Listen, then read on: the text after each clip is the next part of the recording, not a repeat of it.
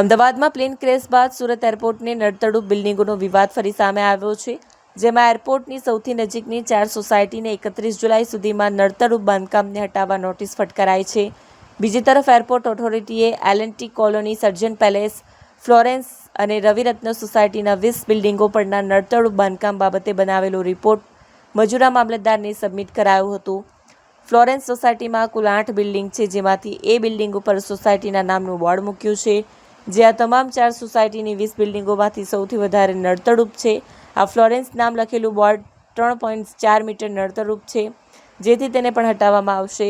અગાસી પરની કેબિન ટાંકીથી જોખમ 20 બિલ્ડિંગોમાં મોટાભાગે અગાસી પર લિફ્ટ, દાદરની કેબિન અને ઓવરહેડ ટાંકીનું નડતડૂબ છે, જે તમામનું પણ સોસાયટીઓ દ્વારા સ્વૈચ્છિક ડિમોલિશન કરવું પડશે. સુરેશ ઓસવાલ મારું નામ છે.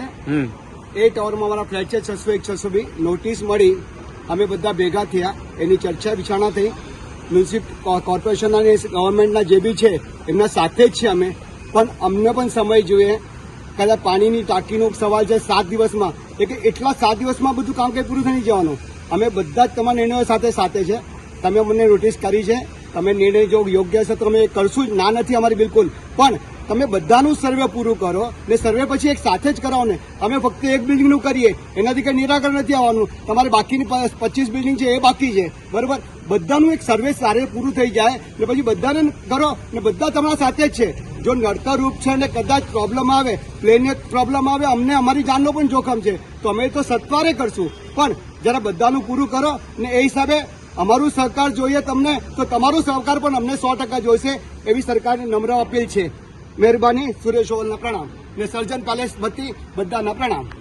બસ આજે એસએમસીની અમને કાલે નોટિસ મળી છે કે 7 દિવસની અંદર નડતરરૂપ બાંધકામ અમારે તોડી પાડવાનું છે.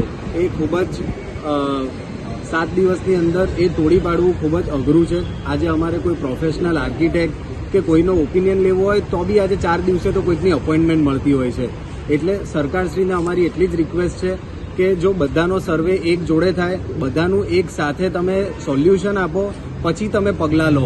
એટલે અમારી એટલી જ રિક્વેસ્ટ છે કે અમને 1-2 મહિનાનો ટાઈમ આપવામાં આવે, જેમાં અમે અમારો પક્ષ પણ મૂકી શકીએ સરકાર સમક્ષ અને અમે કોઈક આર્કિટેક્ટ કે કોઈક પ્રોફેશનલ્સની સલાહ પણ લઈ શકીએ. Thank you.